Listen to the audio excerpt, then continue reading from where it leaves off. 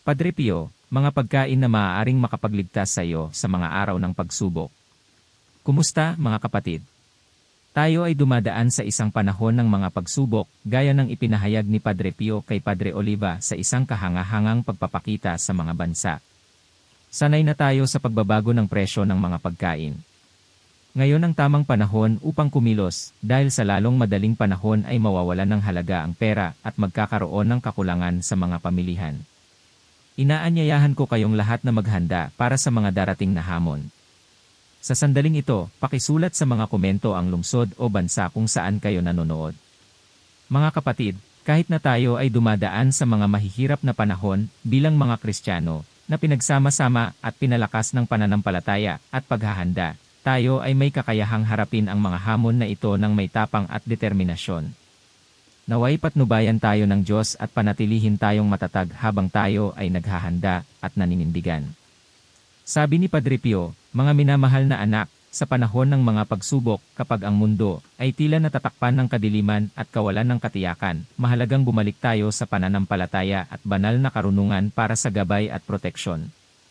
Sa mga darating na araw ng paghihirap, magkakaroon ng lumalaking pangangailangan para sa paghahanda, kapwa espiritual at pisikal. Nais kong ibahagi sa inyo ang isang mahalagang mensahe tungkol sa mga pagkain na maaaring makapagligtas sa atin sa mga mahihirap na panahon. Si Padre Pio, sa kanyang walang hanggang awa at pagmamahal para sa atin, ay nagbunyag ng mahahalagang lihim tungkol sa kung paano tayo dapat maghanda. Kabilang sa mga lihim na ito, may isang espesyal na pagkain, isang banal na regalo na maaaring magpanatili sa atin kapag kakaunti na ang mga mapagkukunan at tumitindi ang mga pagsubok. Ako ay tumutukoy sa mga pinagpalang ubas.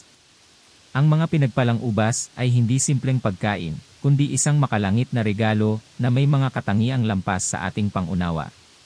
Si Padre Pio, sa kanyang mga pagpapakita, ay binigyang diin ang kahalagahan ng mga ubas na ito bilang pinagmumulan ng nutrisyon at espiritual na proteksyon. Isang ubas lamang, kapag pinagpala at kinain ng may pananampalataya, ay maaaring magbigay ng enerhiya, mga sustansyang kinakailangan upang suportahan ang katawan at kaluluwa sa panahon ng pangangailangan. Mahalagang matutunan natin kung paano ihanda at itago ang mga ubas na ito ayon sa mga banal na tagubilin. Ang bawat ubas na pinagpala at kinain ng may debosyon ay nagiging makapangyarihang simbolo ng ating pananampalataya at ng palaging presensya ng Diyos sa ating buhay. Ito ay hindi lamang pisikal na pagkain, kundi isang buhay na sakramento na nag-uugnay sa atin sa pag-ibig at awa ng Diyos. Bukod sa mga pinagpalang ubas, hinihiling ko na magtago kayo ng mga pagkaing hindi madaling masira at sapat na tubig upang suportahan ang inyong mga pamilya sa panahon ng pagsubok. Magtago ng may karunungan, ngunit huwag kalimutan na ang tunay na pinagmumulan ng sustento ay nagmumula sa Panginoon. Sa gitna ng mga pagsubok, ang panalangin at debosyon ang magiging pinakamalalakas nating sandata. Pakinggan niyo ang babala ni Padre Pio. Ang mundo ay nahaharap sa malalaking problema, ang mga tao ay namamatay. Hindi kayo maaaring mabuhay ng walang banal na proteksyon, dapat kayong magdasal araw-araw, kung hindi, ang inyong buhay ay malalagay sa malaking panganib. Mga anak, tandaan niyo na ang espiritual na paghahanda ay kasing halaga ng pisikal na paghahanda. Magdasal ng rosaryo araw-araw, dumalo sa banal na misa at mga sakramento, at manatiling matatag sa inyong pananampalataya. Ang pagtitiwala sa Diyos ay ang ating pinakamalaking lakas. Naway ang mensaheng ito ay maging paalala ng awa at probidensya ng Diyos. Naway ang mga pinagpalang ubas at lahat ng pagkaing itinatago nyo ay pagpalain ng Panginoon, upang maging pinagmumulan ng buhay at pag-asa sa mga araw ng pagsubok. Sa sandaling ito, mahalagang tandaan ang makapangyarihang regalo na ibinigay ng Birheng Maria, ang mga pinagpalang ubas. Ang mga ito ay hindi lamang magpapalusog sa atin ng pisikal, kundi magpapalakas din ng ating espiritualidad, na nagbibigay sa atin ng banal na proteksyon. Mahalagang maunawaan ang kapangyarihan ng mga ubas na ito, at sundin ang mga pahayag ng Birheng Maria tungkol sa pagkaing makalangit na ito. Sa video na aming ibinabahagi ngayon, sasamahan namin kayo sa isang paglalakbay upang maunawaan ang kahalagahan at mga benepisyo ng mga pinagpalang ubas. Bukod dito, mag-aalok kami ng detalyadong gabay sa kung paano ihanda at itago ang mga ubas na ito, na tinitiyak ang proteksyon at sustento sa mga darating na mahihirap na panahon. Hindi niyo maaaring kainin ang mga pinagpalang ubas nang hindi tama ang pag-aasikaso sa mga ito, at hindi lamang anumang ubas ang maaaring magligtas sa inyo. Dapat niyong bigyang pansin ang mahalagang video na ito. Alam namin ang mga propesya na nagbabala sa atin tungkol sa mga hamon na haharapin natin sa huling mga buwan ng 3.5 taon na pagsubok.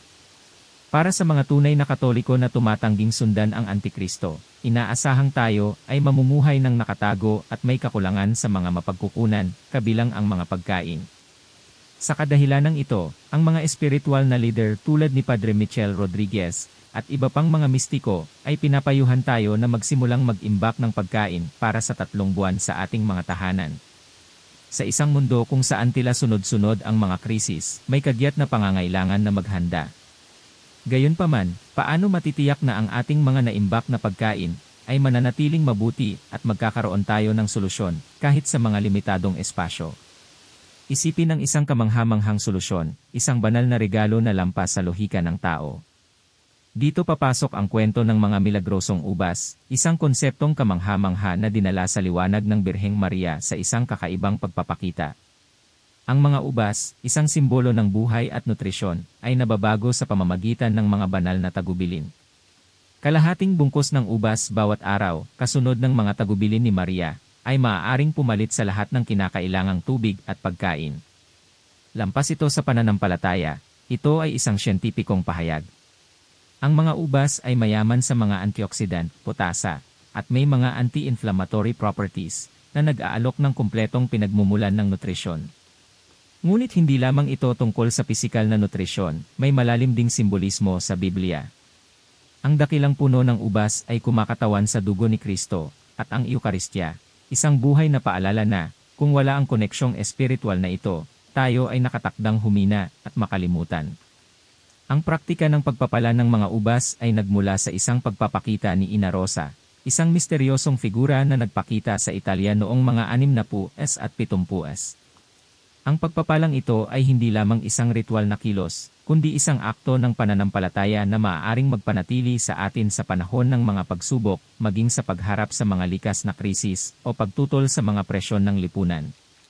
Ang mga pagpapakita ni Ina Rosa sa Sandano, Italia, ay naglalaman ng isang kagyat na mensaheng ipinapasa ng Birheng Maria.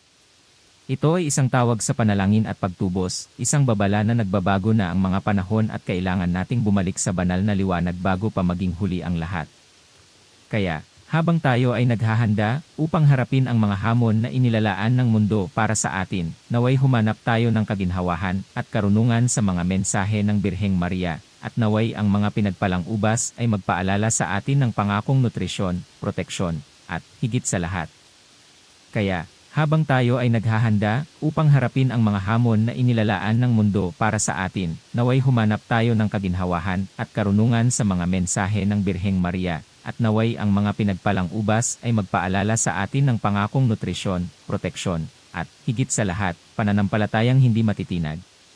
Ang rosaryo, na itinuturing kong isang makapangyarihang depensa laban sa kasamaan, ay isang sagradong praktika na nag-uugnay sa atin ng malalim sa espiritualidad at banal na proteksyon.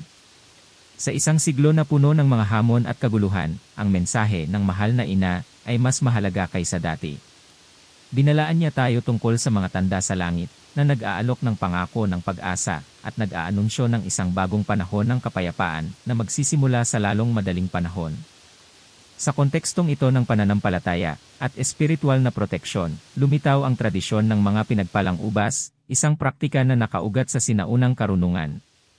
Ang mahal na ina ay gumabay sa atin upang ihanda ang mga ubas na ito ng may pag-aalaga at debosyon, sapagkat ang mga ito ay hindi lamang karaniwang prutas, kundi makapangyarihang simbolo ng kagalingan at espiritual na pagbabago. Ang mga pinagpalang ubas na ito ay humihigit sa kanilang pisikal na kalikasan, nagiging simbolo ng ating pagtitiis at pananampalataya. Naway buksan natin ang ating mga puso upang tanggapin ang mga biyaya ng Panginoon at ng mahal na ina, at naway tayo ay mapalakas sa espiritual upang harapin ang mga hamon na dala ng hinaharap. Sa panahon ng pagsubok at pagdurusa, naway manatili tayong matatag sa ating debosyon at tiwala sa banal na patnubay. Ang bawat dasal, bawat butil ng rosaryo, at bawat pinagpalang ubas na ating kinakain ay nagpapaalala sa atin ng walang hanggang pag-ibig ng Diyos at ng mahal na Ina, na laging nariyan upang gabayan tayo at bigyan ng lakas. Maraming salamat sa pakikinig sa aming mensahe. Huwag kalimutan na magdasal at manatiling matatag sa inyong pananampalataya. Naway ang mga pinagpalang ubas at ang inyong debosyon ay magbigay ng lakas at gabay sa inyo sa mga darating na panahon ng pagsubok. Patuloy nating palakasin ang ating pananampalataya at pagkakaisa bilang isang komunidad ng mga mananampalataya.